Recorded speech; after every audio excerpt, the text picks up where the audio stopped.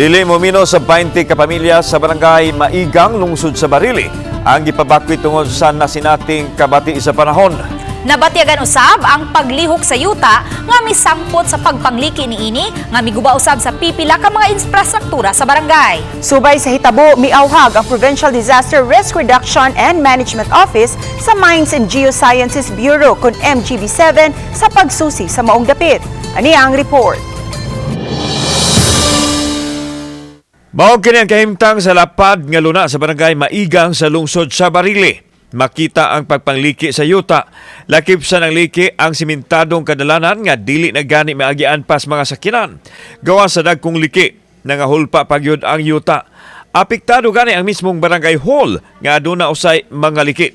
Sumaan ni Neil Sanchez, ang Pangulo sa PDRRMO sa Sugbo, ang pagpangliki sa yuta na gumikan sa paglihok sa yuta tungod usab sa paghumok nini resulta sa nasinating pag-uwan-uwan sulod na sa pipila ka adlaw. Duhang ka sityo apektado sa pagpangliki sa yuta, ang sityo Kawayan ug ang Upper Maigang. Wa may daotang nahitabo sa mga apektadong mulupyo apan gipaniguro sa local disaster sa lungsod nga luwas sila sa Kakuyaw maong gipahikling una ang mga mulupyo ug sagad kanila nagpuyo sa ilahang kaparyentihan.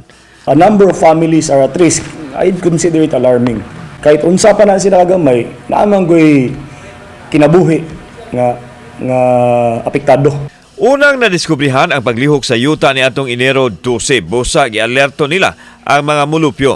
Nagpahigayon dayon ang PDRRMO o pakisusi sa mga dapit nga apektado diin gisumiter na ang ilang report ngadto sa Mines and Geosciences Bureau kon MGB7.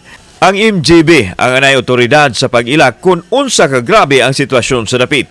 Their findings, for that matter, can be used as a tool for the local chief executive to decide nga di na gina siya pwede papuyan din na.